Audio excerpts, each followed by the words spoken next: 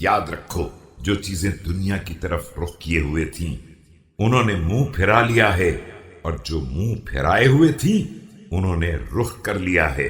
اللہ کے نیک بندوں نے یہاں سے کوچ کرنے کا عزم کر لیا ہے، اور دنیا کا وہ قلیل سرمایہ جو باقی رہنے والا نہیں ہے اسے بیچ ڈالا ہے اس آخرت کے اجر کثیر کے مقابلے میں جو فنا ہونے والا نہیں ہے۔ ما ضر إخواننا الذين سفكت دماؤهم وهم بالصفين ألا يكونوا اليوم أحياء يسيغون الغصص ويشربون الرنق۔ ہمارے وہ ایمانی بھائی جن کا خون صفین کے میدان میں بہا دیا گیا ان کا کیا نقصان ہوا ہے اگر وہ آج زندہ نہیں ہیں کہ دنیا کے مصائب کے گھونٹ پئیں اور گندے پانی پر گزارا کریں۔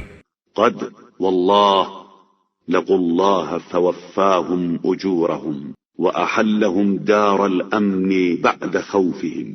أين إخواني الذين ركبوا الطريق ومضوا على الحق؟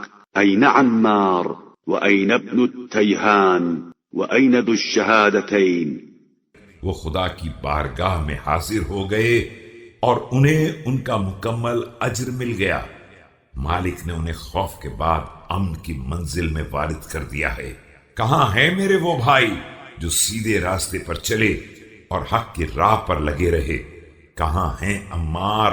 کہاں ہیں ابن التیہان؟ کہاں ہیں ذو الشہادتین؟ وأين نظراؤهم من إخوانهم الذين تعاقدوا على المنية وأبرد برؤوسهم إلى الفجرة؟ قال ثم ضرب بيده على لحيته الشريفة الكريمة فأطال البكاء ثم قال عليه السلام۔ کہاں ہیں ان کے جیسے ایمانی بھائی جنہوں نے موت کا عہد و پیمان باندھ لیا تھا اور جن کے سر فاجروں کے پاس بھیج دیے گئے؟ یہ کہہ کر آپ علیہ السلام نے محاسن شریف پر ہاتھ رکھا اور تا دیر گریہ فرماتے رہے۔ اس کے بعد فرمایا